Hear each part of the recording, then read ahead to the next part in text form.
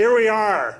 What's left? The Enterprise writing staff, Star Trek Enterprise. Everybody knows who everybody is. I'm sorry, you There's are. going to be a little thing under here saying who we are. It's probably coming up right with now. a as you're number moving your for hand to the donations. It's very sad that Brandon was tragically killed Oh, on the come way on. here. What if he is? That's not going to be You good. were still going to hate yourself? I'm really happy. Not going to go over well. Brandon says he's coming, but this is what it's like to pitch stories to Brandon. This is actually how he felt the whole time he was on Enterprise. He looked nauseous. No. See, everything now that I say is going to sound sarcastic. In a shocking turn of events, everything David Goodman says sounds sarcastic. Sounds sarcastic. You'd never guess this guy went on to do the Family Guy. Yeah, we would never guess that. Let's talk about Enterprise. And first, Brandon, who is your favorite writer? David Goodman. Really? Why David Goodman? Shut up, Andre. All right. We're not doing that bit. People have already turned this extra off. I can hear the click. Let's talk about... They're already looking at going, that's why the show was so bad. They asked me to moderate these until Brandon jokers. gets here. I want some substantive things said before he gets here about him. No. Let's talk about Enterprise. This is a fair representation of all 4 seasons. Yeah. You, Andre, and Chris, and Phyllis, and Mike were there at the beginning. Do you remember anything? No. Well, I wasn't there at the very beginning. I was there, I think I started on episode 6. Well, were 7. any of you there before? I mean, we can't really talk. I guess we can all just sort of talk about how we found our way there. Andre, I've been involved in Star Trek since 1993 as the science consultant. Right. So I had been involved in Voyager, Deep Space Nine, the final season of Next Gen. Who gave you your first writing gig on staff? It was really Jerry Taylor, basically. You know, On Jerry, Voyager. who was lovely on Voyager. Door was always open for me to pitch, and I would come in and pitch stories periodically. Took me 10, 15 pitches or so before she got one she liked. Which was remarkably short, given the general True enough. pitching process. But it was one of those things where, she loved one of the first stories I pitched, which I couldn't believe. I was thrilled. And then, of course, Michael Piller, a month later, shot it down. And it was that kind of roller coaster until finally Michael bought something, and then he bought something else, and then I got to do a script now and then. And So was Brandon the first person? Brandon Rick put you on staff? Was that your first staff? yeah, absolutely. But that was my So you Enterprise owe was my him first. something. No, I do not. All right. He owes me. But I do, and I've known Brandon for 20 years now. I'm working with him currently on Cosmos, and he's been a great partner, and and sort of shepherding me in his own way. What show were you on Voyager? We were on Voyager season 7, and we came in. We weren't even there the whole season. Right, were there we came in tail over the end. summer off of an audition script. They had one that wasn't working, among other things, and Ken Biller, the exec producer, knew Mike very well from his previous writing assignments, freelance, on Voyager. And we were offered the chance to kind of audition. What episode? Body and Soul. And what was that about? That's a great one. It was a body switching episode nice. with 7 of 9 and the Doctor. Oh, all right. I remember that one. That was great. Yeah, Great there you go. And See? thanks to that, So wait, Ken put you on, but Brandon was still involved enough to know you guys, or you've known him from? I mean, I knew Brandon because I had done an internship. Brandon still doesn't know you. Yeah. does he? I know. It's like he keeps calling me Bill, and I just like, okay. Yeah, well, we were on staff on Voyager as story editors, and And he I was think, around, but he was busy working. yeah, he was writing the on- pilot. I mean, he and Rick, I think, spent the better part of a year writing that pilot, which is kind of shocking. That's right, that was during Yeah. the But it was 2 seventh season of hours. Voyager, and Ken Right. was running Voyager while they were Right, and Brandon was still coming in to Coming work in. on Yeah, Voyager right. scripts. And there was one episode later on where Brandon did the story, and we Brandon did, and I wrote the script together, actually, for the 7th season episode Human Error, from a story that I came up with that Ken Biller also kind of came up with. Very cool. As it were. Andre, nobody We cares. worked together. We should stop talking about Voyager. But Right. then, Yes. But then, so we did this teleplay off of Brandon's story, and that's where he got to see Well, our remember, we work were for the first Voyager time. was still an ongoing concern, Yeah. and we'd heard like there was. I remember we were in the writers' room on Voyager in season 7, and there was some. I forget which episode it was, but there was somebody wanted to come up with a character who was like really good at like communication and translating, and I remember like Brandon kind of slipped in the room and said, you know, we're kind of doing something like that on Enterprise, and, and we didn't even know what the Enterprise was called. Yeah. You can't do that character; it's too close to. So we would, you know, kind of move off and I remember we finished our last script for the show, which I guess was the second to last episode before the finale. Yeah, it was the sort of a revenge. I can't Right, and we got remember. called into Brandon's office, which was funny because Brandon, was an funny exec that Brandon had producer. an office. Yeah, no. Was it the same office that he was in the whole time? On the Oh, second yeah, floor? yeah. Yeah, yeah. We spent a lot So of you time. got called into his office. We got called into Called Brandon's his office, and Brandon said to me and Phyllis, because they had options on us for any future Star Trek series, he said, we're hiring you as our first writers or writing entity on Enterprise. Here is the script. He didn't ask if you were interested. He just told you Basically. what you were doing. Basically. Not that you would have said No, yeah. no, but it was like. And said, you're on vacation as of now, and here's the script for the pilot, and it's a prequel to the original Star Trek series. Yeah, we and we didn't like know any wed of these ourselves things. right there in the Peed on the office. floor. Peed on the floor. Peed on the proudly. floor. I remember he would point to those stains. Yes, it was. They're still there. And I'm going to jump ahead just because I That don't was want to a leave you guys out. But it was 3 years later. And we have no idea how we got on the show. Is that right? Seriously. Well, you wrote a few No, Star Trek it's books, because right? we came It in, was but Mike first and our- Phyllis that we came in to see. at the To toward the pitch end in of season three, 2, two. the word sort of went out that the writing department was falling apart, and so could End they of bring season in... 2. Wait, what? And Why this was- is serious. No, and we They weren't did happy that. with Chris Black. I Was remember I that. there? That's when we met. That's And right. just they don't called remember. us Star Trek novelists. You actually rushed in to meet us. We were Because I was a impressed. big fan of your work. That's right. I'd read so many of your books. So- And we pitched a bunch to Mike and Phyllis, And we were in there for at least 2 hours, and when we got keeping through you away 20... from writing. Which we didn't buy 20 a of single them- one of those No, ideas. but No. So that was we where you went for that 2 hours. We finished 20 stories, and you said, "Do you have any others?" And we gave you all those ones. Brandon went away. Because he just didn't want to go back to the writers. Brandon's on the moon. Oh my Once he God. realized he taught Mike Yes. well, Wait, I think that's turned down the Pete first Conrad, 20, That's right. Yeah. and then Yes. asked for more. But then you But also in season 3, you turned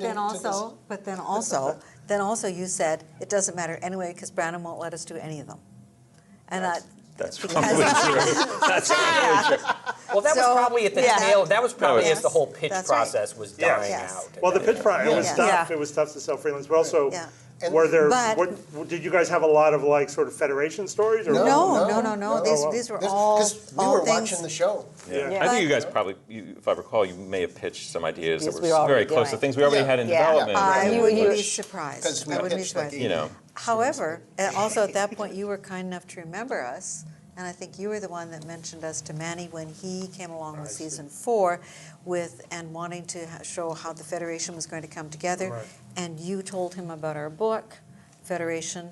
But which- Manny had which read had other done- stuff about it. yeah, Manny was a big had- fan of you guys. But He was certainly but I aware think of we you. also that you helped us come in, and then they interviewed us at the beginning, and then they said stand by, and then nothing At happened. the end of season 3. At the end of Right. 3, and Right. halfway through season 4, I think that number 6 was already being Oh, is that right? You written guys at that didn't point. hire at the top? And, Right. They and never we, hired at the we were top. brought in That's at actually, that point. when I came in season Yeah. 3 and then like episode Yeah, 5. and we came in on episode 6, And you came in I on was gonna say episode. episode 6 must have been that was Yeah. when they got you in. And they were filming episode 3, which was home. Right. And we went down to set, which was yours, and we went down to set to take a look at it. And our first day there, you Yeah. took us to lunch at the fancy commissary. And scared us half to death, and you said all right, I just want your attention on this, and you said, you're only as good as your first script, and if they don't like it, you might as well go home. No, you said we would sit in our office for 13 weeks. And be do shunned, nothing. and we would be Yeah. shunned. Anyway, we'll continue in a minute.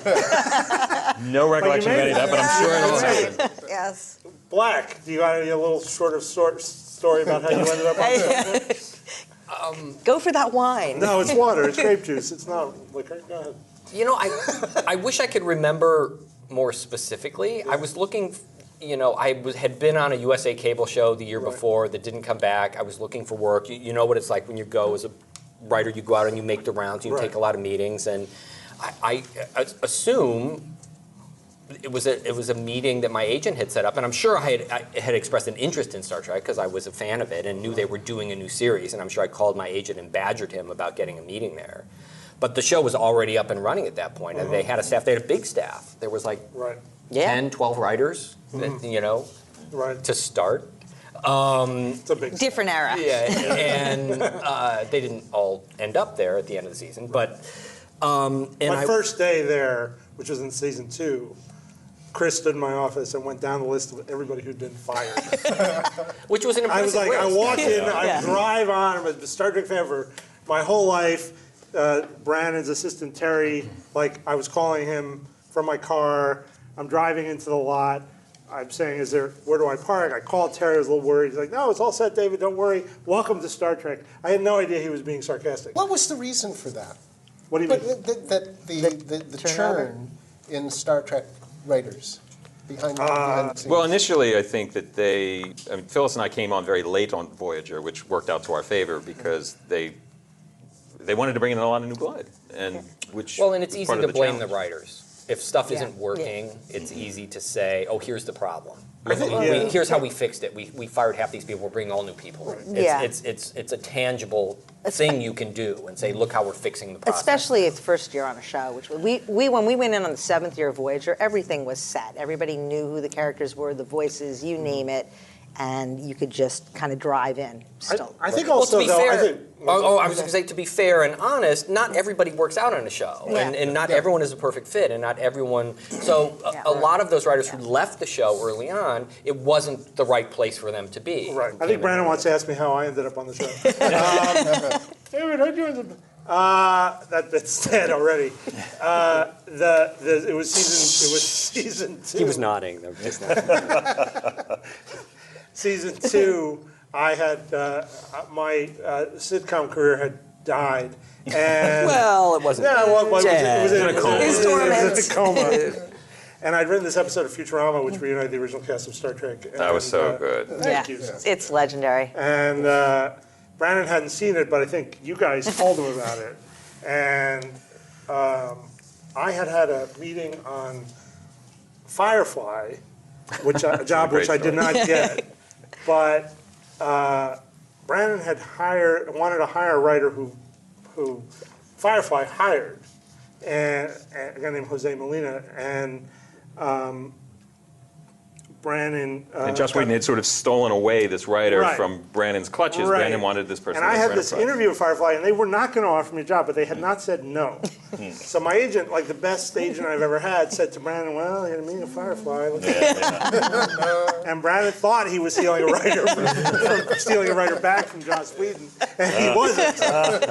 And I got this interview, and in that interview, which is a story I've told many times, I have been reading interviews with Brandon for 15 years and was parroting back to him everything he'd ever said about Was I in Star that Trek. meeting? Or is it- You were in Scheiben, and I was saying, well, the great thing about Star Trek is you're writing a Western one where you have mystery and action. It's like I'm quoting Brandon, and he doesn't know.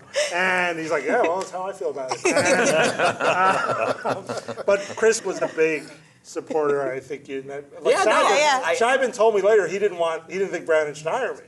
Really? Yeah. He said that he's a comedy guy. What's that going to be like? He was probably right.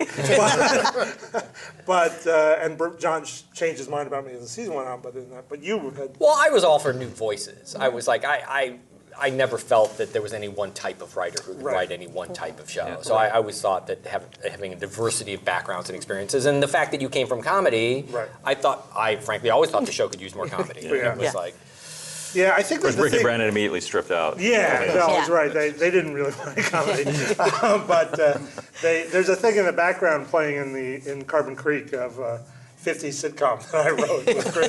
That was like every time I'm out, they pull me back in. Like, Goodman, write some comedy. who can do this? Who has it? Goodman to do it. But answering the question of like why there was such big turnover, Brandon and Rick, I think.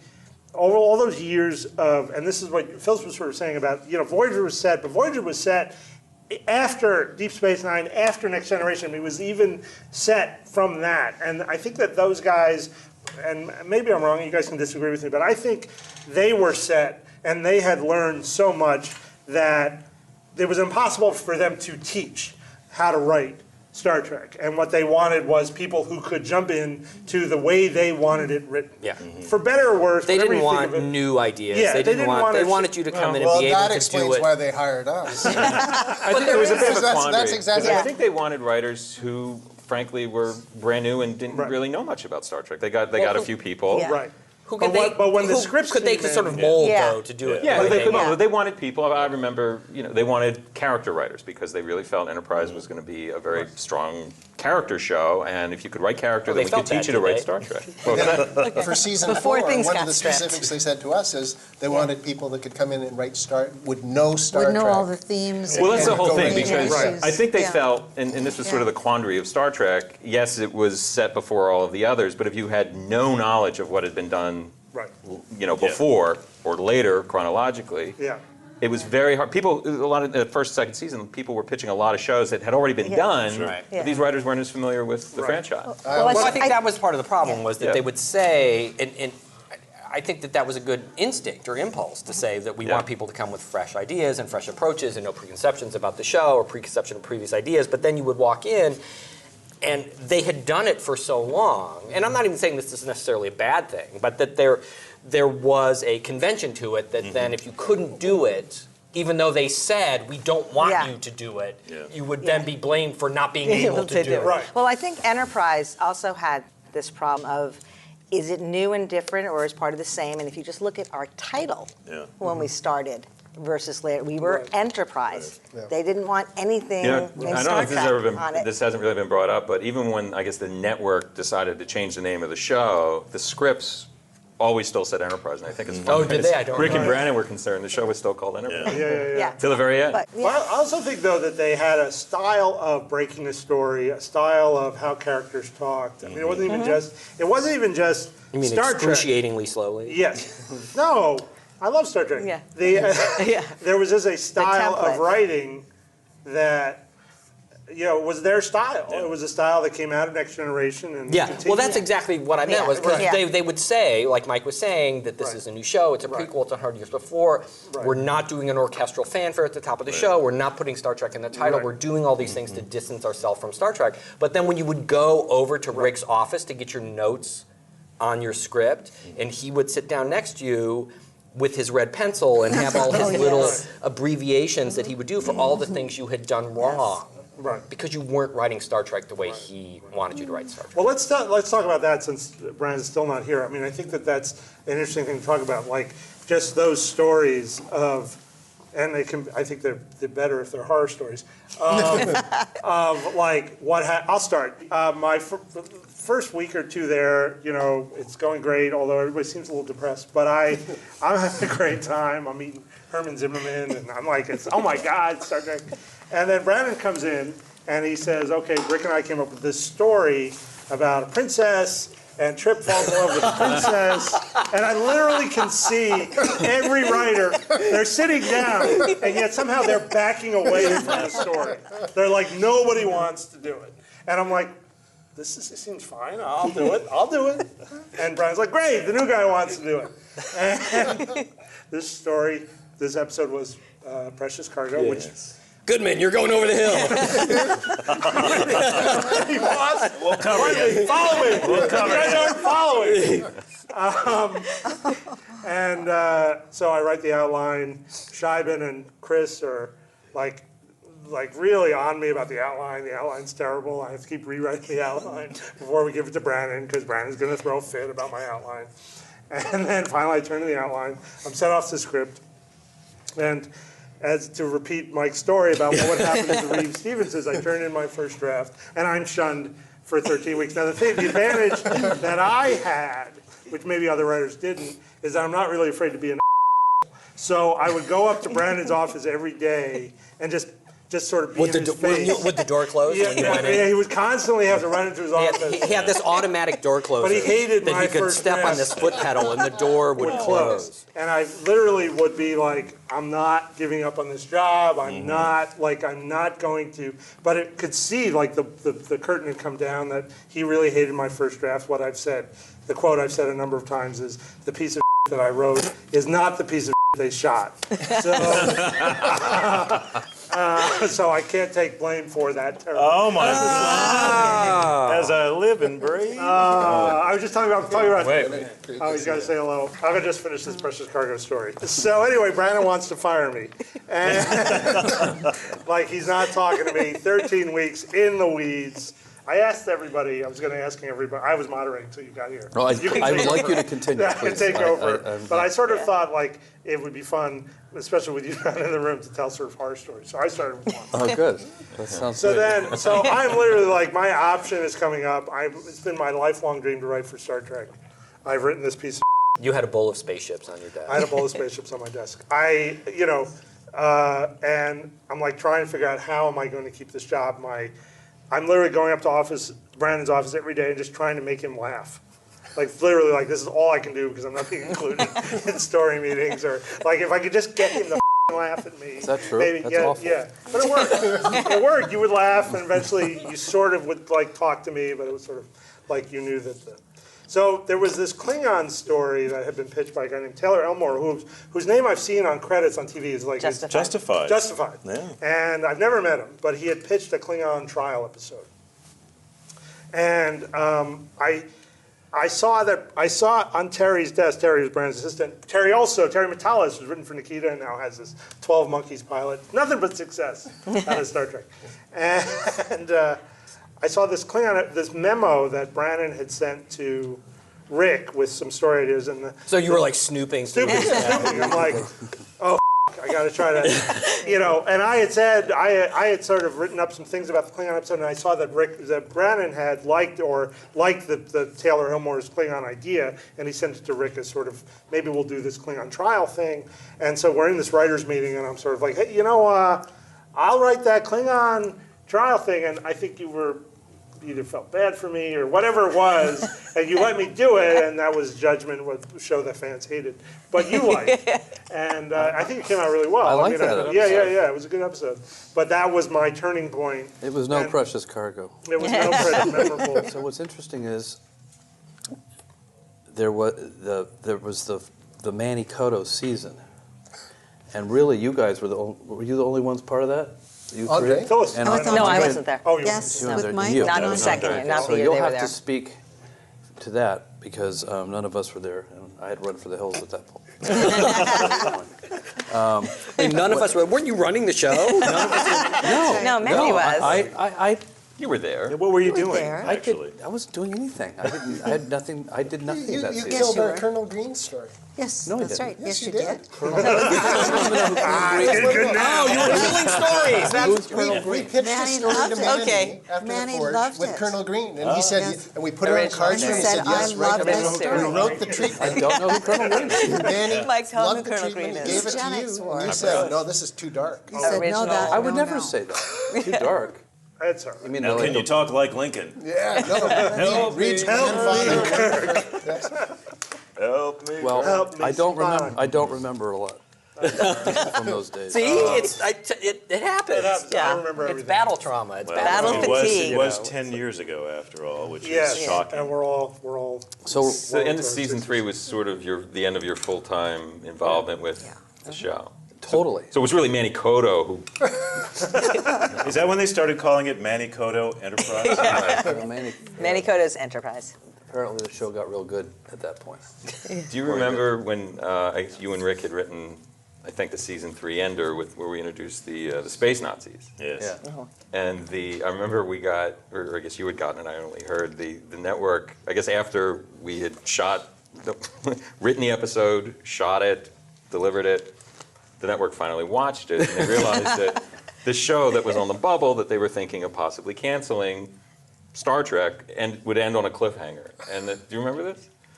And they were very adamant that we changed the end of the season 3. Yeah, to be a conclusion. Yeah. But wasn't In that, the event- so they that had was the a option of deliberate canceling the show. choice at you and Rick decided to make it a cliffhanger, right? I mean, that was the Yeah. So they'd have to pick the show. So they would up have to for pick the season show 4. up. With no way of figuring out what you're going to do with those Nazis. Honest to God, it Nazis. was, yeah.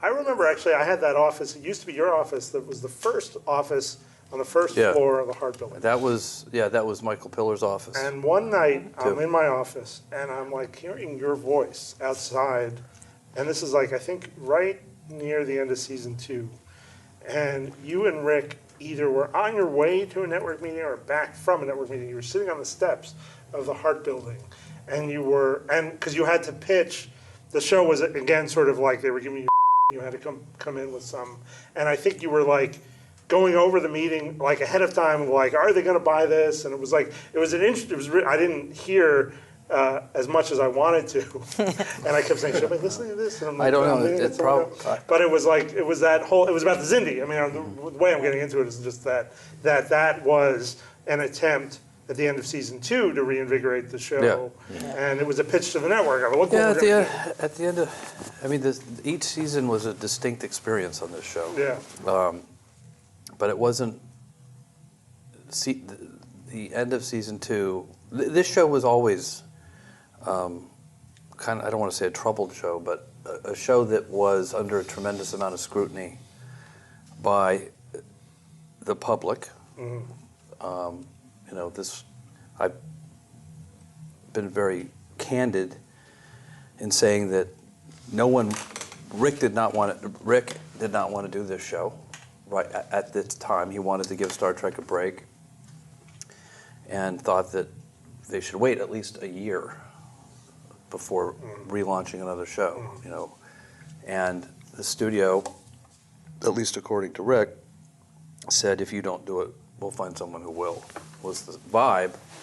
And Rick was very protective of the franchise. He had this idea for a prequel. And I believe it came out too soon.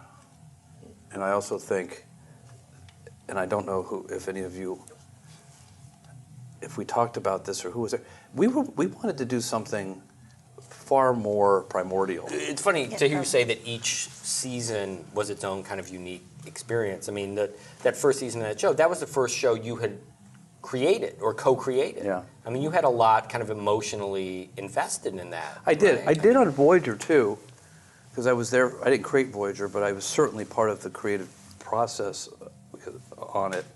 But this was the first one where I actually created characters and stuff directly. And I think that the first season was a bit of a struggle. I think what was really cool, I mean, just as a fan watching it, what was clear, and I remember saying in my job interview at the top of season 2, was you guys were really making an effort to make the pace of the show different, to make the stories smaller, to have the ship get out there a little slower, that there was more, you know, and that those episodes in that first season that were really successful, like Shuttlecraft 1, or what was the Silent Enemy. Silent Enemy? Thank you. You know, there Which was originally called Silent but Deadly. I mean, that sounded like a fart or something like that. no, there were some. The show at its best early on were the shows that best utilized the premise. I think, like The Ferengi episode. No, The Andorians. Dear Doctor. The Andorians. You wrote. Yeah, Dear Doctor. The shows that tapped into the Well, there was prequel aspects and Yes. the vibe Right. of the show. There was something I remember you told me early on when we were trying, because coming up with titles was always hard. It's always a challenge to come up with something that's not like completely generic or you've seen before. It just is. And I remember you telling me one time that the title should be that if the series is the history, is a volume of history of these explorations, that each episode should be a chapter Yeah, I in that remember that. book. And I really love that, and I love the idea that like the which episode is it where no dog has gone before? It's got that great line in it where they That was Andre's line. you know, but It was the first planet. the first planet they go to. Third episode, fourth Fair episode. enough. But there's no, Michael Strange New World. Strange New Strange New World. World. Strange New World. It felt to me that episode, it was one of the things that drew me to the show when I came in and made me excited about working on the show, was it felt like that was kind of delivering on that promise. And I remember there's a scene in that show where when they first see the planet, it's not from the bridge. It's like a couple of crewmen who you don't know, who are like in the mess hall looking out the window and they see the planet and they're like, what is that? Where are we? Because they don't know. Yeah. They're not on. And I thought that's like what it would be like. It's being lower told deck. to It's a lower, lower that deck, was what we know. want. You know, and I never felt that very early promise of the show didn't get no, followed up on. it didn't. I wish Andre and Jacques Maton were here because Andre and Maria Jacques Maton were here. They wrote a really great scene where Captain Archer is transmitting a message back to the people of Earth. The classroom. The classroom Yeah. Yeah, saying it's a great scene. there were individual scenes that I thought were very specific to Enterprise, and one of the struggles was, and my philosophy, which I'm sure is many people's, is why is this a story that we could only tell on this show? And there were too many stories for my liking that could have been told on other Star Trek shows because we weren't. I don't think we did enough of a prequel. I think we were forced by the studio, who was nervous. I think that to me, watching the pilot, as just as a fan, that my hopes for the prequel were sort of dashed with this one line from Trip saying, "Well, 50 years we wiped out hunger and disease. And that's not bad." And that to me, as a fan, we're back to. I mean, it's paradise again. Perfect paradigm. It's like that to me was that if you did the struggle to get man out into space and to conquer those things would have been a great show.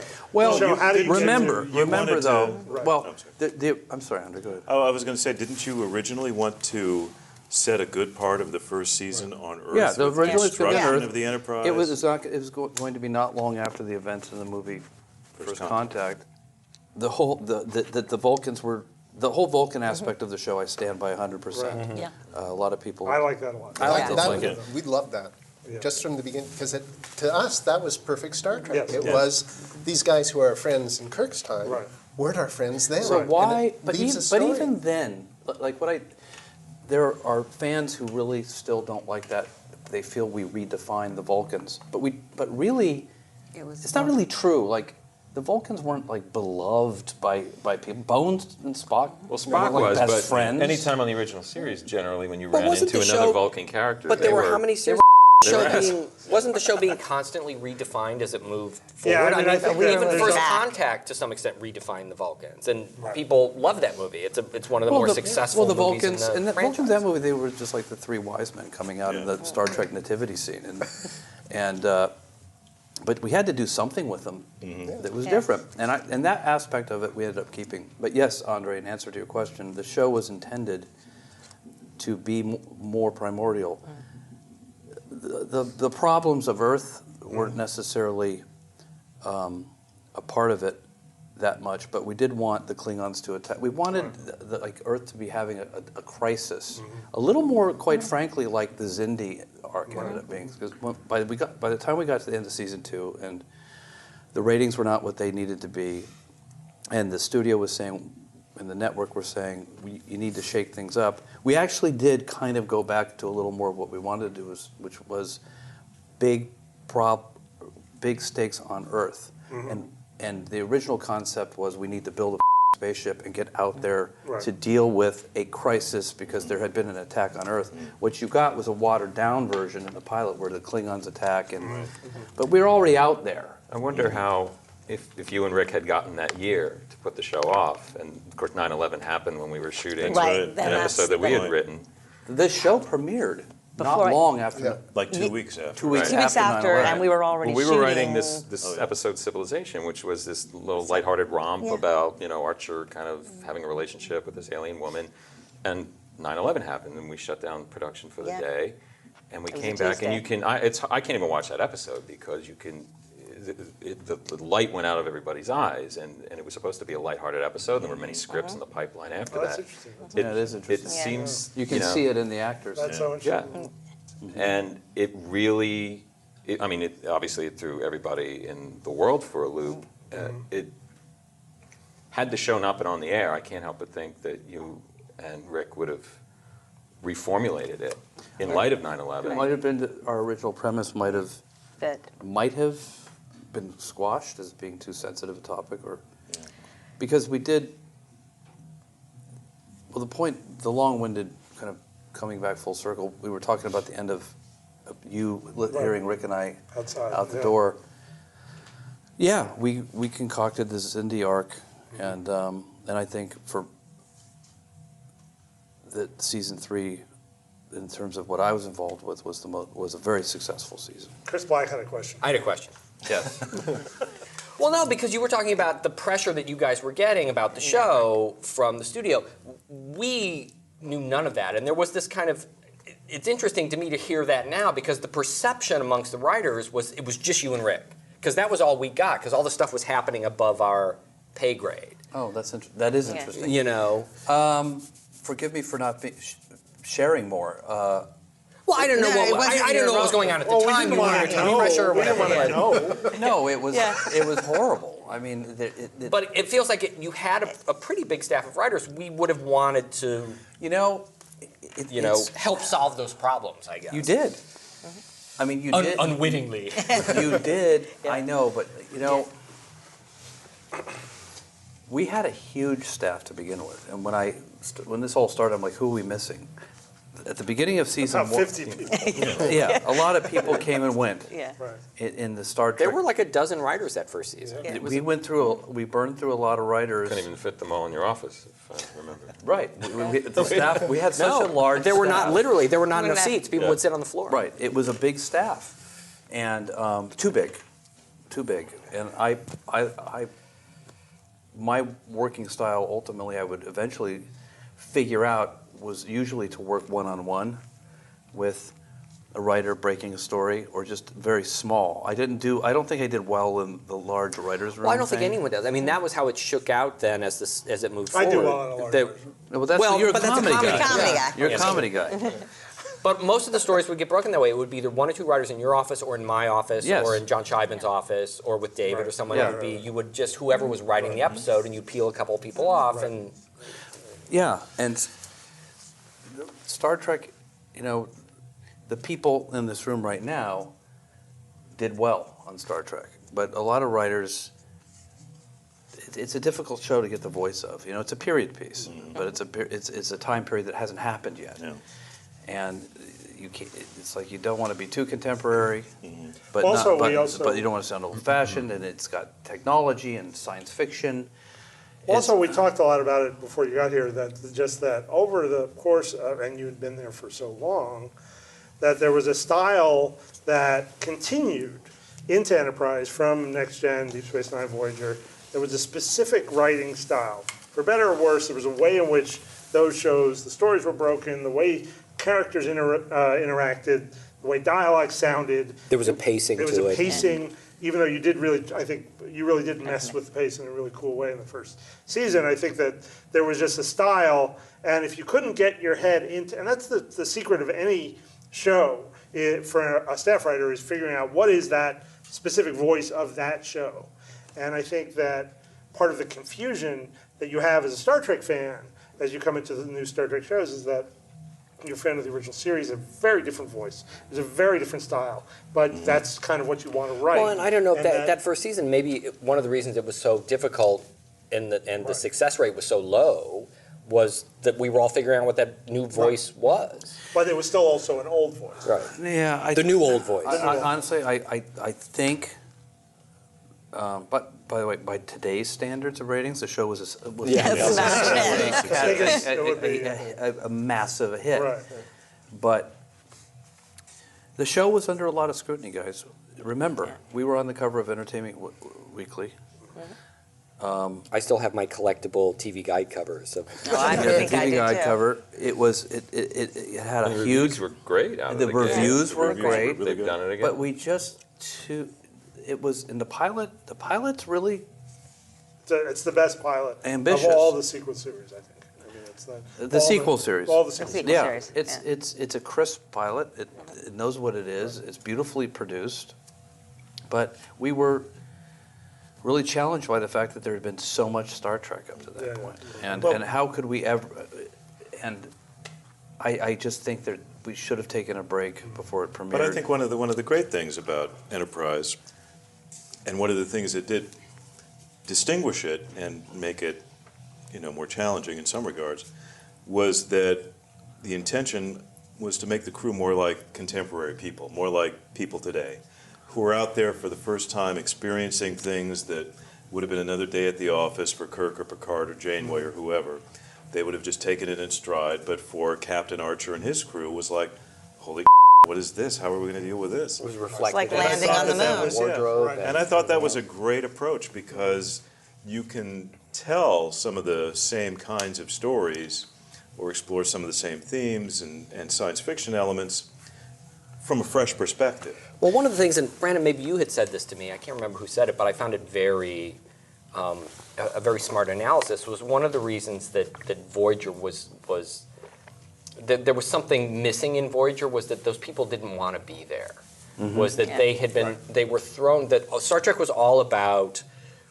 From the original 5-year mission, we're going out someplace and we can't wait to get Explore out new there and worlds. explore and find out what's going on. Yeah. Whereas Voyager, which seemed at the time like a really smart, different way to approach the show, was they're thrown someplace and they're trying to get home. Yeah. But every episode was about them not wanting to be where they are at that particular Yeah. moment. And you can actually see it even in Deep Space Nine. They started off with Cisco didn't want to be there, and over Right. time, you could hear the writers changing that to, I want to be here, this is where I belong, Yeah. because of that same thing. Well, which to That's- some extent then it felt like Enterprise felt like an antidote to that, Right. where it was.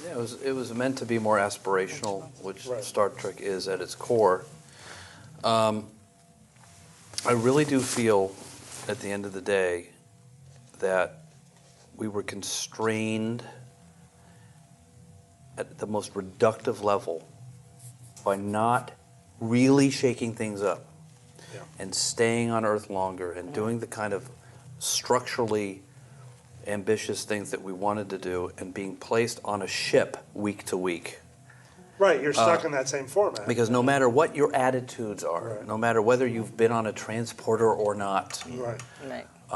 when something comes up on a view screen and you're responding to it, it ends up feeling the same. So there are episodes that, the most successful episodes, Shuttlepod 1, Dear Doctor, I could name several others in the first 2 seasons. Can you name one of mine? No. What was the one where they all transformed? What was that one? Oh, yeah. No, please, no. Well, the only bad episode What was in the one with that season beautiful princess? I already took my licks on Precious Cargo. I think I can make fun of other people's licks. Sorry. we did have success in the show, and generally speaking, the show is excellent. From a production level, it was a very good cast. Well, it was funny for me to go back and look at them because I haven't seen them in years, and to go back and do the commentaries and to watch them again now 10 years later, and because I think we all agree that working on the show had its challenges and it wasn't always fun or pleasant, and it was like, and then so That's horrible. It wasn't frustrating. always horrible, but it wasn't always, but it wasn't easy, and so sometimes it's hard to appreciate the good work you did at the time, Yeah. and then going back and looking at them again. David and I did a couple episodes together, and I go, "This is pretty good." I'm actually enjoying this. We did Look, okay work. any show is hard. Yes. And we worked really hard. What a lot of fans don't realize about the writing of a show is that it's really hard work, and it takes great dedication. And one thing that I'm remembering is one of our successful episodes in season 1, Dear Doctor. Being on the phone. Who with, wrote that again? Being on the phone with you, Chris. Being on the phone with you on I think it was like on 10 o'clock on a Sunday night, talking about. My wife was not the biggest fan of yours. No, but talking about the episode and going through it and the rewriting process, and I could tell in your voice that you were incredibly annoyed that you were on the. Because my wife was probably glaring at me. You don't remember this. I remember it. I don't remember that specific phone call, but I do remember what. Being annoyed. Oh no! I remember the long hours and the weekends and the calls. I remember getting called. I remember standing in a parking lot in a hotel in like Big Sur, on vacation with my family, having that phone call with you. Yeah. It was like that was. But it was my job. They were paying me a lot of money to do that, you know, and it goes to your point of the fans don't realize the sacrifice that I have a couple of questions. Uh-oh. This is my chance. I know what I felt were the challenges of writing Star Trek, because I did it for a very long time, and everyone here has done it. You guys have done it for novels. I want to just very quickly go down the line. What did you find challenging about writing Star Trek? What was it about writing Star Trek that you found challenging or enjoyable? Well, I would say challenging, the sheer weight of everything that had come before. 500 some odd episodes of produced original series, Next Gen, Voyager, Deep Space Nine. It's like, what if we, But you started as a science consultant. I did indeed.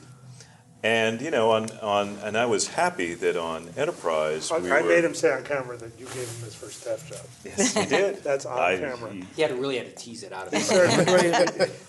Andre had the goods. very thankful. Andre had He the was very goods. thankful. I mean, Andre has the scientific knowledge. I mean, he was invaluable, but he also is a true writer. Well, thank you.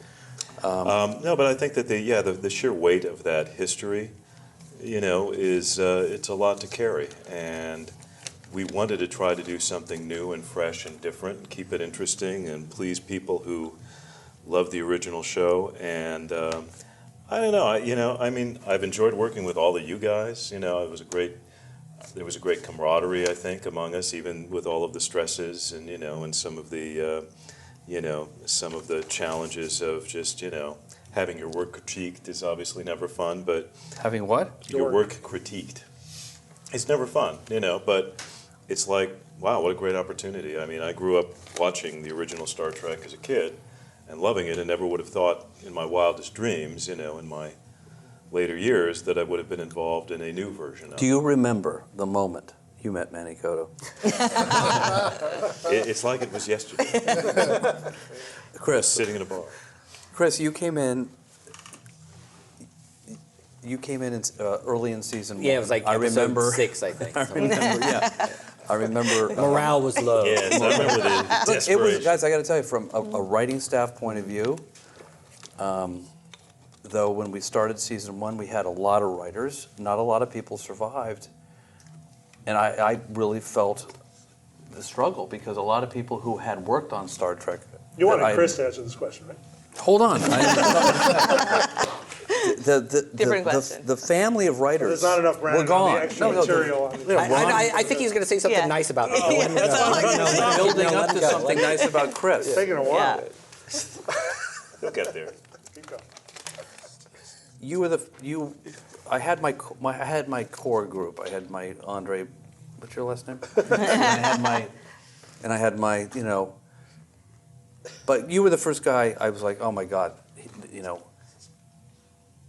Chris Black is the first writer that gets the show, like has the voice of the show. And I Out of the remember gate. reading the first few pages of your script, thinking, wanting to break down in tears, thinking he think you knows did how break down. to. He knows how to. He gets that just right thing about Star Trek. I wanna know that's very kind of you to say. From thank your you. perspective, what were you thinking? Well, to answer your original question, sort of what was the joy and what was the challenge, the joy was that it was Star Trek.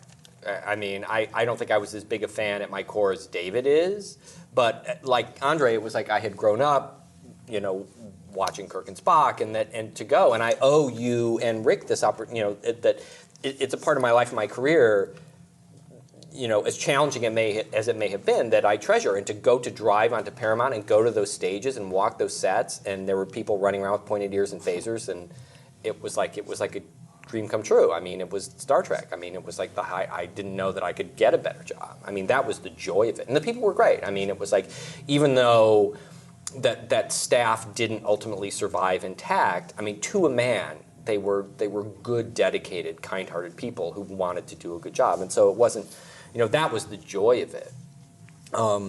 The challenge of it, to me, was weirdly not unique to Star Trek. I mean, the challenge was the challenge you face on any show, which is, it was a new show. You guys were trying to do something different, and to some extent you were figuring it out, and you'd written half a dozen scripts and no one was particularly happy, and it was like, we haven't found the voice of this show yet, and morale was low, and the hours were long, and I was getting called at 10 o'clock on Sunday nights.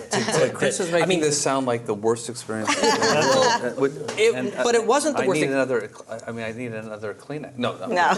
But that's what was hard about it. What was hard about it wasn't, at least for me, so much it was Star Trek. I approached it like any job I would have taken, which is I want to keep this job. I want to be successful. I want to do good work. I want to figure out what they need from me and give it to them so I have value here. What is it? I mean, that was what was challenging, And I was, for whatever reason, was successful because you liked what I wrote, and I wound up sticking around. So that was... You got the show. Well, and it was easy to write. Yeah. Ultimately, it wound up being easy to write because I love those characters and I love those actors. I mean, you keep referencing, Dear Doctor, which I'm very proud of.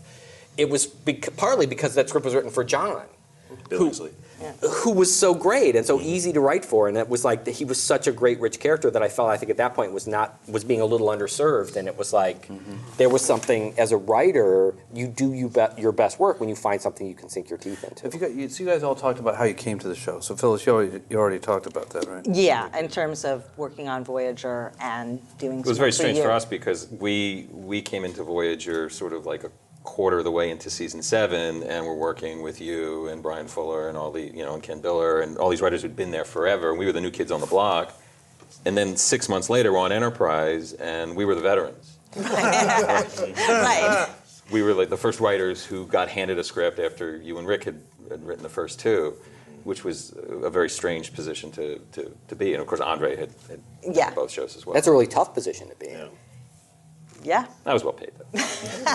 And we had but the expectations are high. The creators the only people who've written an episode of the series are the creators, and now it's like, okay, you try it. Well, and we were hired on Voyager. We had an audition script. We did, we were asked to do a rewrite of a script that wasn't working, that Body and Soul episode, and we were brought on to Voyager. Which episode?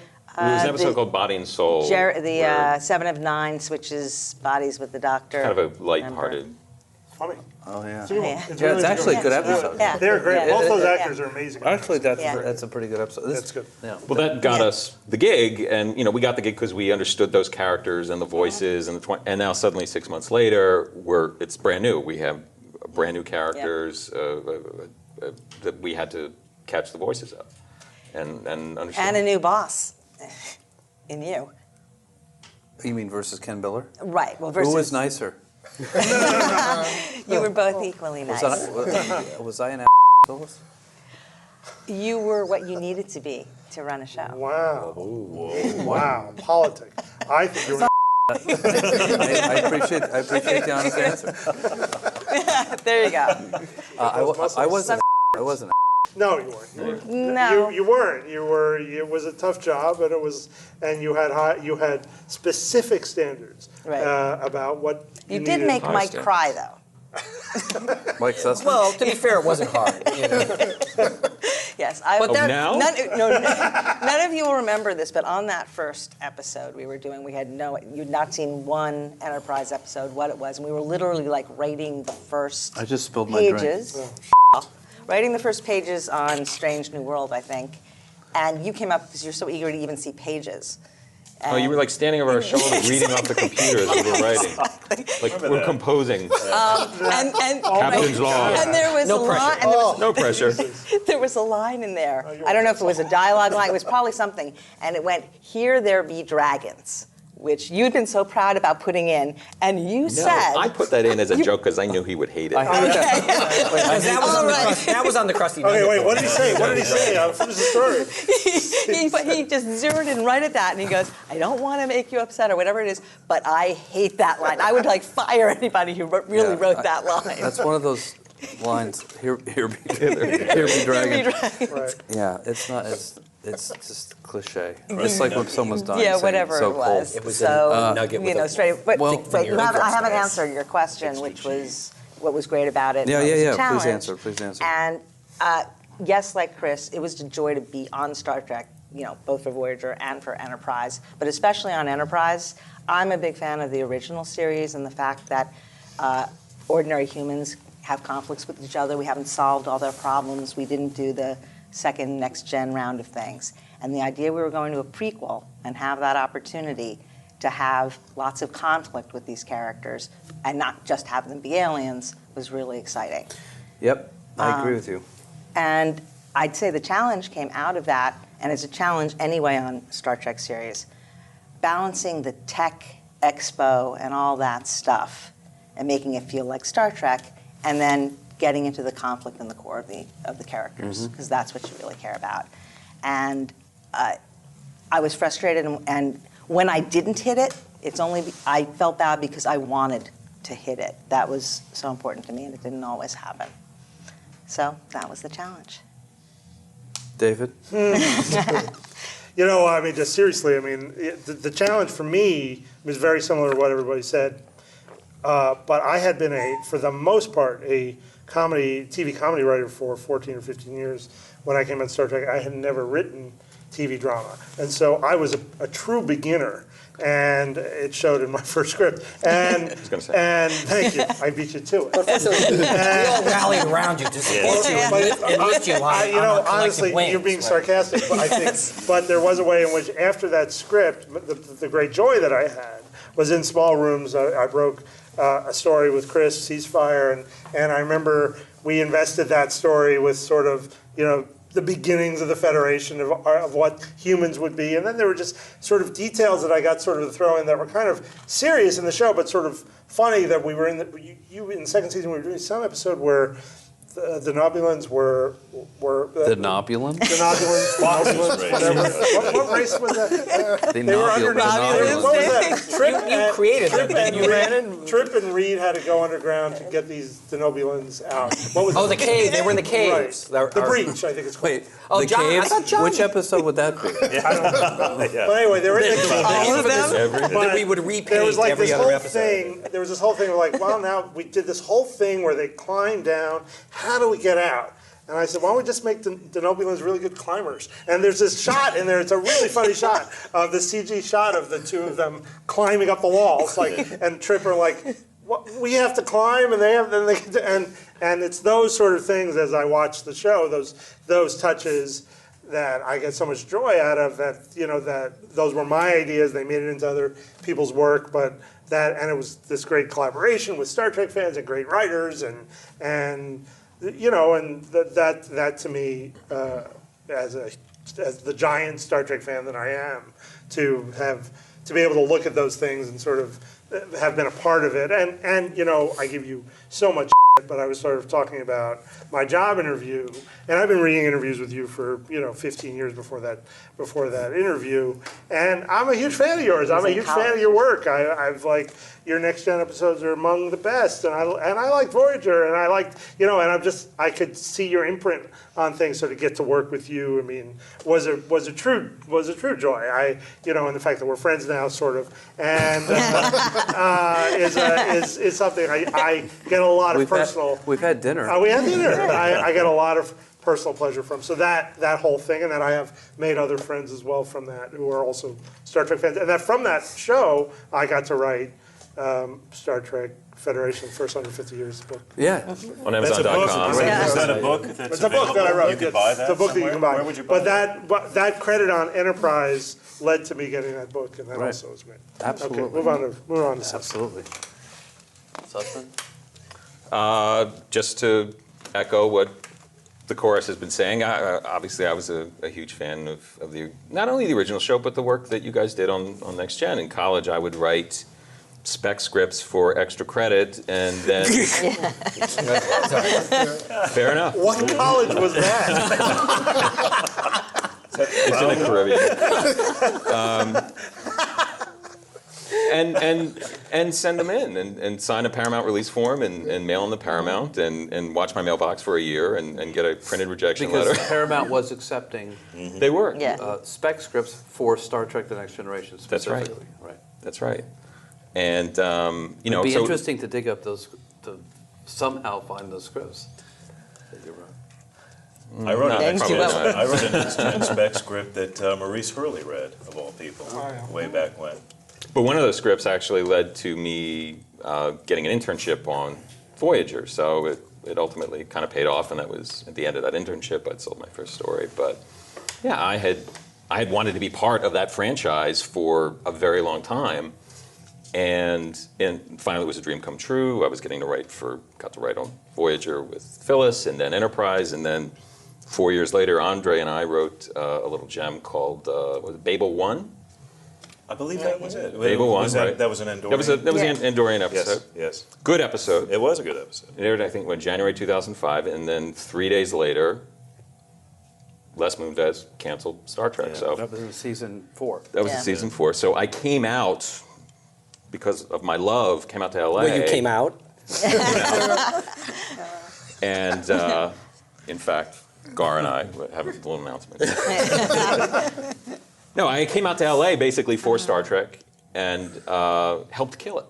Well, With Andre's help. It was more Andre than me. We could really. not be more pleased. Yes. but Or when all help- joking aside, we would go to Mike's the left. office because Mike would eagerly boxes would come. Oh, you know, yes. things would arrive, and it would be like it's my Reliant model. He was, but to be fair to Mike, we would all eagerly rush to his office to see it. Go What see his it. latest amazing thing Yeah, he had yeah. gotten. It That's was good the, stuff. the it was the Yeah. Star Trek Museum. Mike had the best toys. He had the best Well, toy. you could write them off when you were writing for Star Trek. I didn't know this. I didn't You know, there's a strange thing here because I worked really closely with everyone from Mike to the end of those chairs, and I never really worked with you guys because Are you got your list of questions? Oh, yeah. For the arrival of Manny. the arrival of Manny Cotto.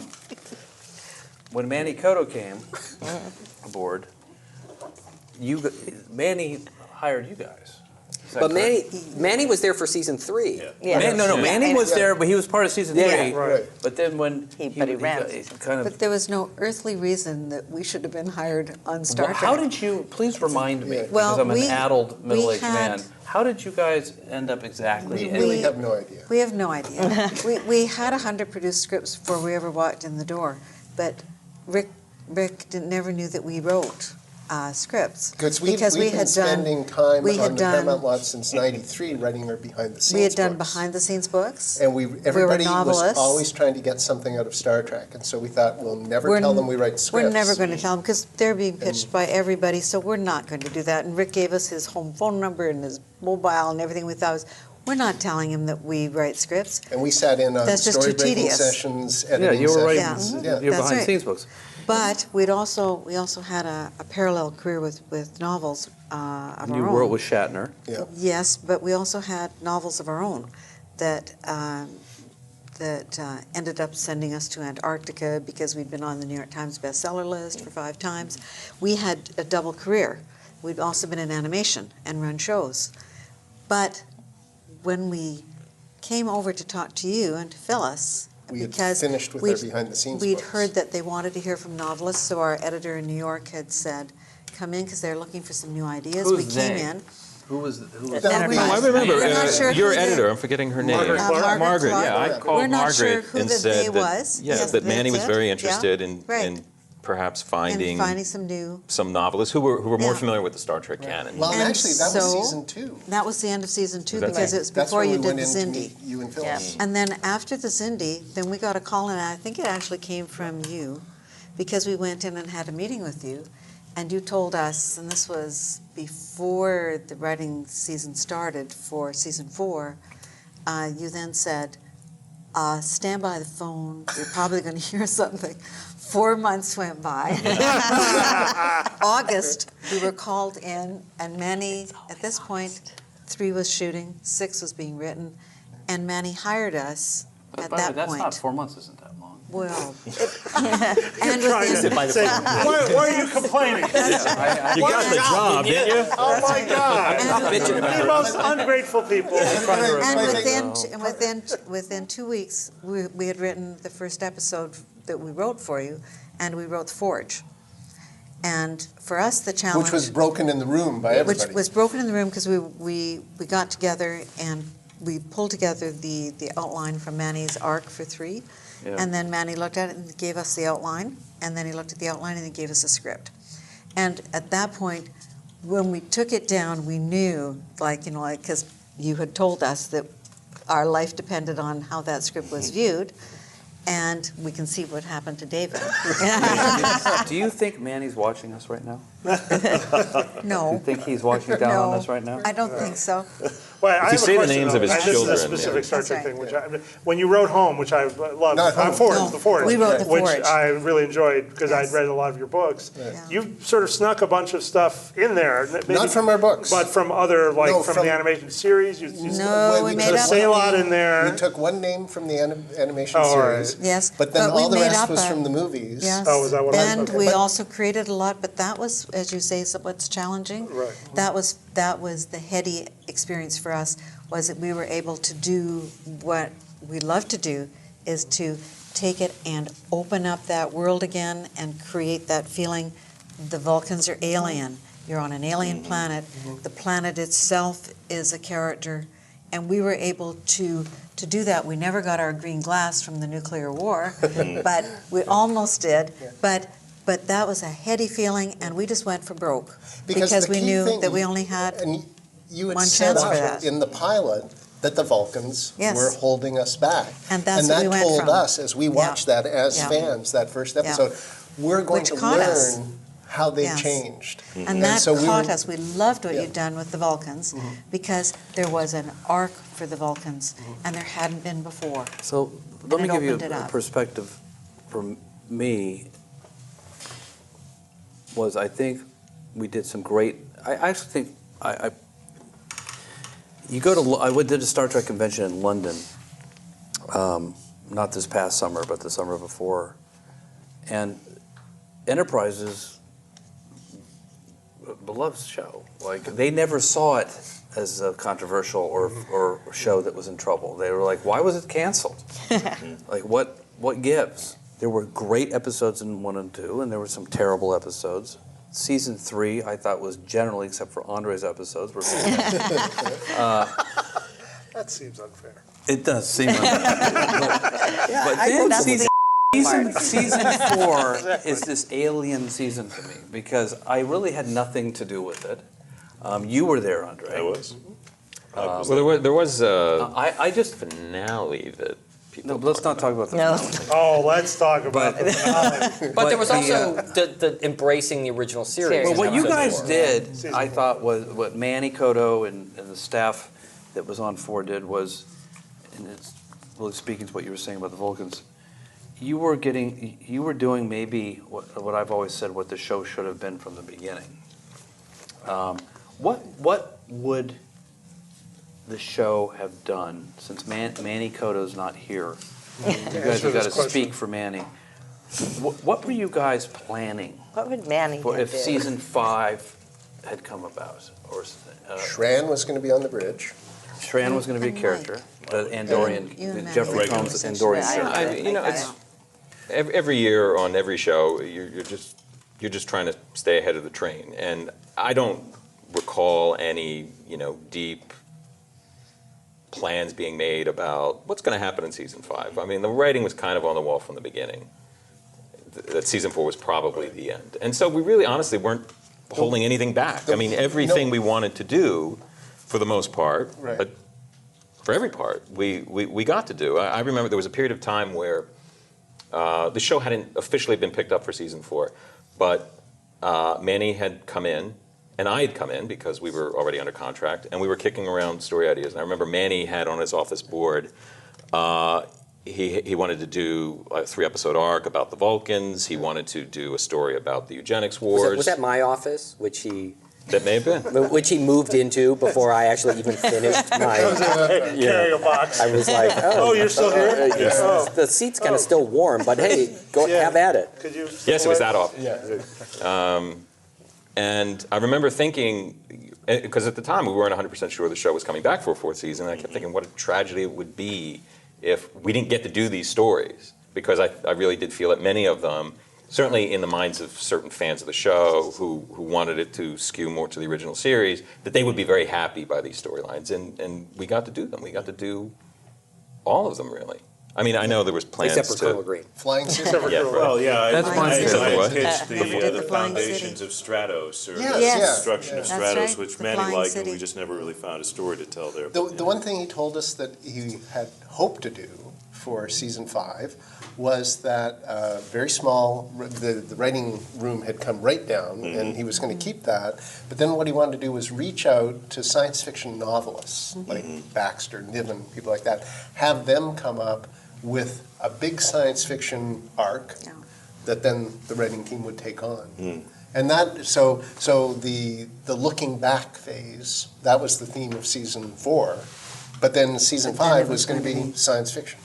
It was a clever use of, because the budget was cut in season 4, and I thought that was very clever as producing, doing those arcs. This- It actually that- worked that- out to the benefit of the show. Well, that's what I'm saying. Yes. is that the- But did the- it save money? Yes. Sure, No, you I'm sure amortize by the doing cost. You of cross, you building can, sets. you can amortize all And that. so it was very Yeah. clever because they seemed more epic storytelling, but in Well, fact, from a you could production rebuild standpoint- the original series bridge if you Right. used it in 2 episodes. Exactly right. So, Right. whereas previous seasons, Yeah. wouldn't We all have had been our able to do that. pictures taken on. Yes. One That's time right. we were walking through that, and we got a call from Bill Shatner. That was all right. And so we're standing on that, Wow. thinking, we're hearing his voice in our ear, and our feet are on that. Wow. That was an odd You'll one. never guess where we are. Yeah, we had to say that. And the other was, we were working on a book that we did, a nonfiction book with the chief engineer, JPL, on missions to Mars.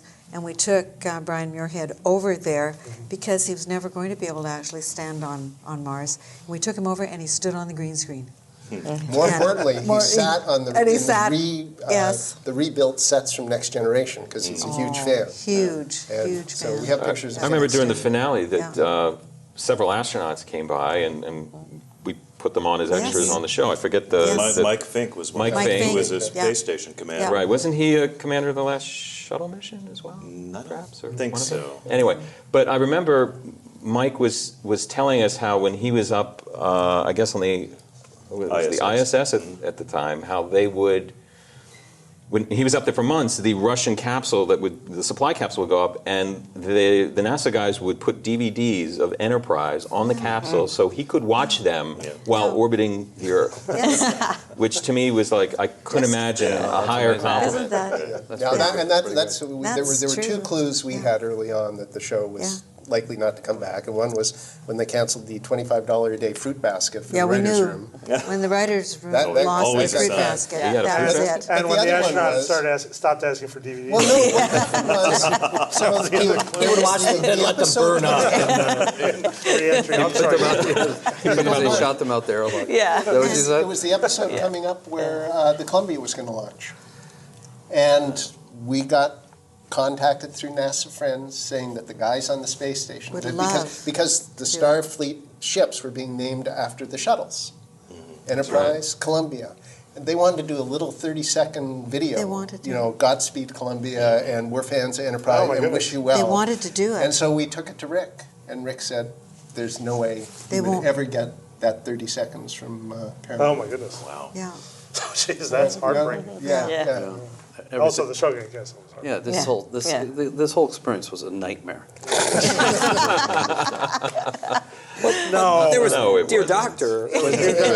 Even that wasn't. He's decided now. I mean, the truth It was is, nothing but. And when I losing think, I mean, guard. I'm sitting here listening to you guys. That 4 years of Enterprise. You know, working on Star Trek up to that point for me personally, I was basically working with the same group of writers. So Enterprise was completely different, and the most of the writers, aside from you, Andre, and you two, there was Who you not really worked with. Yeah, well, that's, working yeah, together. yeah. So Right, really, so it really was everyone, just Andre. Yeah. everyone It was I'd just worked Andre. with became a diaspora.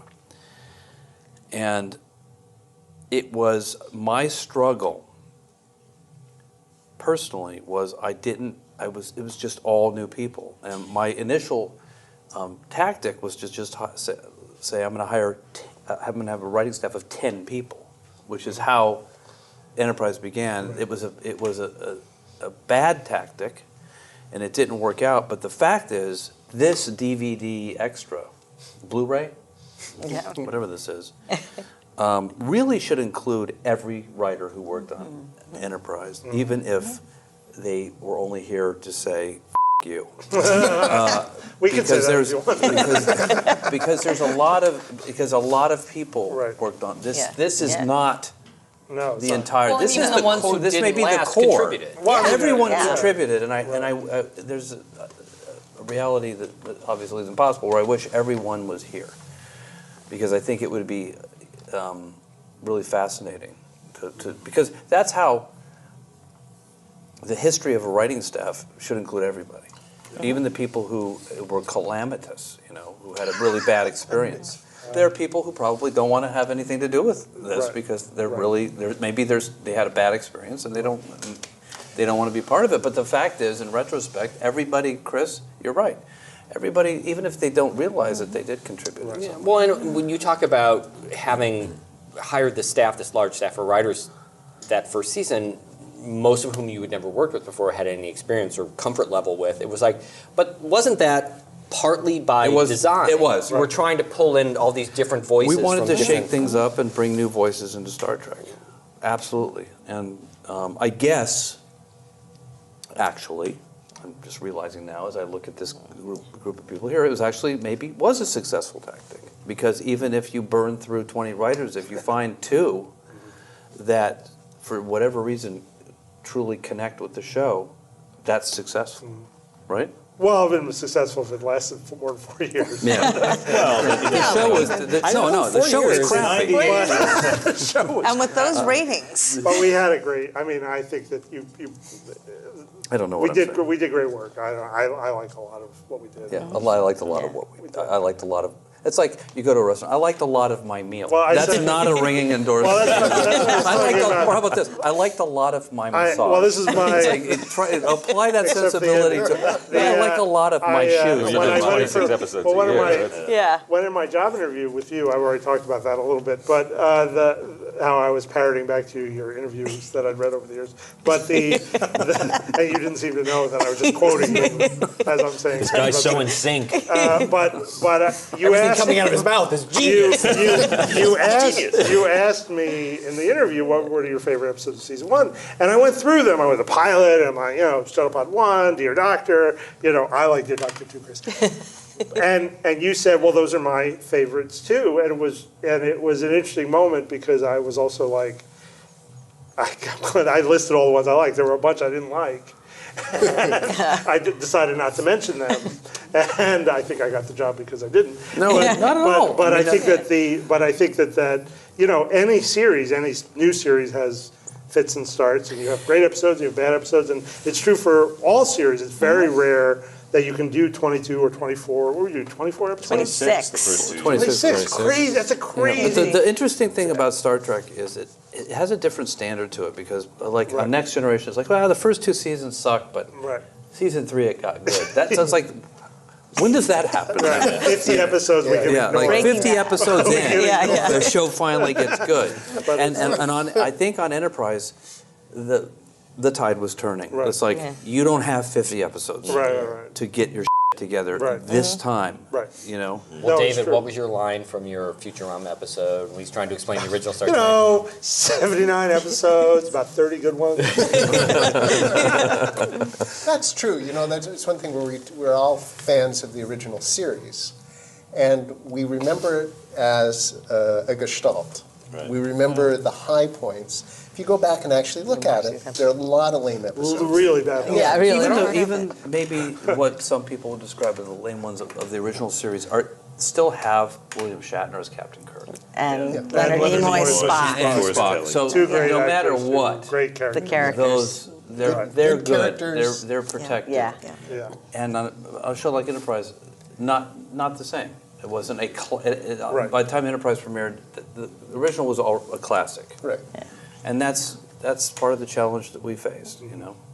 Well, it's like you say, the expectations were that we had lost that grace period, you know, and that it was the expectation. It was like it didn't rest a year. It was like there was this expectation that this thing was going to be, you know, flawless, you know, Star Trek. In the thing, and I've said this before, no one goes in trying to make bad television. Maybe some people do, but we certainly didn't. You know, and I felt like the fans never. Some of the more vocal fans who contacted the office in varying angry phone calls. ways didn't appreciate how hard we were trying and how difficult it was, and that, you know, It was difficult, but that we loved Star Trek and we wanted it to be great too. we did. But at the end of the day, what's on the screen is on the screen. And I will say, and I don't know if you guys have experienced this, I do feel that the show is appreciated more now than now that Star Trek's been off the air. Right. But maybe it's the reason that Star Trek's been off the air for a while. And there are people that I know who are Star Trek fans who love the original series or Next Generation that are like, oh, there are 99 episodes of Star Trek I haven't seen. Right. And are discovering this show on Blu-ray. That's, About 30 good ones. yeah. Dear Doctor, But like- that's 30s. well, but the other thing is, you know, that Enterprise premiered in a time when the internet and message boards were really starting to That's true, become too. a big part of the culture. People want to just pick things apart. They're not there to praise you. We saw those comments. I mean, Yeah. that's the thing. Is like, I think that there's a way in which some of those people, I mean, that's why they're doing it, to get noticed, whether they actually feel as angry as they are, Right. or whether they're just doing it to get noticed. Yeah. Sometimes sometimes they do hate what you're doing. Sometimes it's, I want somebody to notice me. And I think it's true on so many shows that I've been on. Yeah. You read that stuff and it, you know, and it hurts. And Yeah. it's like, But David, you were maybe the first writer, though, who got on those message boards and responded as yourself and said, hey, this is why we're doing what we're doing. what was it defending was it the? No, I think it was no, it was had nothing to do with me. It wasn't the Precious Borg. I remember I defended the Borg episode. Oh, did you? Like, because there was a lot of like pre-stuff, how could they be doing it? And I thought you guys had done sort of this very effective job of like making it work and regeneration. folding it into Next Generation, and you know, it was a very cool. But once idea. you went out on the boards as yourself, I I didn't finally had the courage to realize. do Yeah. the same. I think Brandon probably wanted to fire me. No. But no, I had But today, so many It was a good writers show, have the that Borg back and show. forth Right, with their right. fans on Twitter. It was very nascent at that point. Guys, So the big lesson, I think, that Star Trek, 52. the Star producers, the production companies have to learn is what the Marvel Cinematic Universe has done, which all of a sudden they figured Very out clever. it doesn't matter if we come out with 3 movies a year and have a television series going at the same time. People want that connection. Disney has figured this out now for Star Wars. They're going to bring out a standalone year. Star Wars. They're going to have a Star Wars television series. They're going to do a continuation of the series. They're not saying, oh, people are sick yeah, of it. but you we know should what? wait 5. I got to tell you, I think you got to be careful. The next Star Trek series will be met with great scrutiny. But Like it- I don't it think could I don't be- think there's it could anything be automatic. I'm not saying there's miniseries. not room for Right. it, But it will be. but Yeah. I think There's a- so, even on the Marvel issue, I mean, Agents of S.H.I.E.L.D. started off great, and then Yeah. it's going Well, down. It's got to be. Look, it sounds. That's a it's quality so issue. But it simplistic. didn't It's got to be hurt good. before. It has to be good. Yeah, it Yeah. has to be. Yeah. Thank you. And who's going to do what? What do you guys want to see with the next Star Trek show? I don't know who's going to take. You the know next what I miss about when we look at the new JJ movies and so on. There was that great sort of, you know, maybe a little naive, but this wonderful ethos about the original series. There was an episode where aliens from the Andromeda Galaxy took over the Enterprise. They had to take human form, and they refitted the ship, and they turned everybody into the little cubes or whatever. And they're ripping off the Enterprise, and Kirk and Spock and McCoy managed to finally, you know, stop them. And there's a great scene at the end where there's a big fight between Kirk and the guy from Andromeda. And Kirk is still like, look, you can take this problem to the Federation, you know. You don't have to invade our galaxy. There are thousands of planets that you could inhabit, you know. it's not a matter of invasion. It's a matter of negotiation and blah blah blah. And this guy was like, well, you would welcome alien invaders, and Kirk's like, no, we would welcome friends. Yeah. And it ended on this positive note. Same with Wrath of Khan. Khan tried to kill him, and in the Space Seed episode, and then at the very end, Kirk's like, I'm going to drop the charges. I'm going to put you on this planet.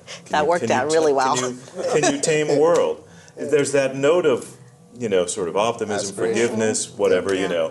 that was just so brilliant. And then, of course, in the movies, it's like, well, no, Khan has to go crazy and we got to kill him. I like the ending of Space Seed. I think the next Star Trek series has got to have that special alchemy, and I'm not saying we got it with Enterprise, I'm moving forward now, of the basic ingredients of Star Trek, which you're speaking to, which are aspirational, and saying, no matter what adversity humanity faces, we'll find a way to make it work out that will result in a peaceful solution where there isn't death and destruction. Right. The Roddenberry outlook, the Roddenberry mystique, whatever you want to call it. And yet, with that foundation and the mythology therein, I think it's got to keep moving forward. Yeah. I think that's what Roddenberry did so brilliantly with the original series, which was utterly new in so many ways when it came out. And what he was, because in the last Star Trek he was truly involved with was Next Generation. And had some truly innovative, forward-thinking concepts like the holodeck. No, but there was truly stuff in Next Gen that was really forward-thinking.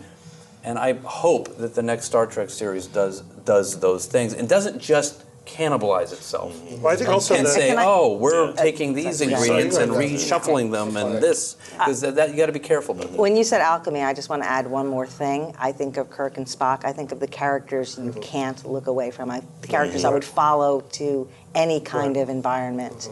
Add that to the two things you Absolutely. just And mentioned. I think the man to assume that mantle is Manny Coto. Or David Goodman. Yeah, I think the other thing. Thanks, Phil. They're not offering it to me, but the Yes. other, and this is sort of what I think part of what you're saying too is that Star Trek. If you watch the original series, it was written in the '60s, but it's so much better or different than things that were written in the '60s. If you go back and watch the other shows that were on then, nothing is as good. And that's just not an exaggeration. It's just sort of objective fact that then, and you look at Next Generation, this first run syndicated show, I mean, at the time, Hercules and Xena, I think, were on there. I mean, Not even. it was a very, different market, and yet they were doing a very sort of intelligent show. And I think that format stayed through the sequel series, and what needs to happen, too, is sort of looking at what is drama on television now, and it's serial. The best shows I think are serialized, Game of Thrones or Breaking Bad, binge-watched. and making sure that you're also looking at how a show is done now, how a quality show is done now, and making sure that your format isn't stale, that you're doing something new. Aside from the ideas, there's a freshness to the format that breaks new ground, so that you're not stuck in a format that is stale. I'm pretty sure this is going to be the last Star Trek extra I ever do, because like my tenure, this catches up with my tenure on Star Trek. Like, I haven't done anything else on Star Trek, and unless they recycle Next Generation again For the 3D conversion. for the 3D conversion, The holodeck. I'm done. This is it. This is the last I have to say about Star Trek. And the thing I take away, guys, and I'm not just saying this to be sentimental, Several Is million that- dollars. is that I made many millions of dollars.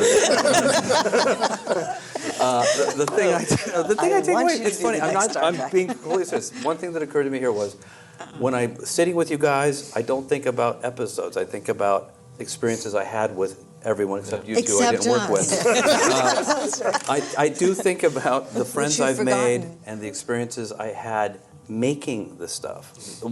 Honestly, I think about that phone call we had. I think about writing with all of you. I don't necessarily think of the episode, and I appreciate all the relationships I've had. That didn't sound right. Relationships I've made. I think about working with everybody, and the hundreds and hundreds, if not thousands, of people I've worked with. I appreciate it, and I appreciate the Roger and everybody here inviting me and all these people to be part of this. And Manny Cotto sucks for not being here. This is his chance, and it's never going to happen again. This is it. Until the 3D conversion. This is it. Anyway, thanks for being here, guys. Thank you. Thank you. Thanks, Brandon. Thank you. Okay, how do we do this?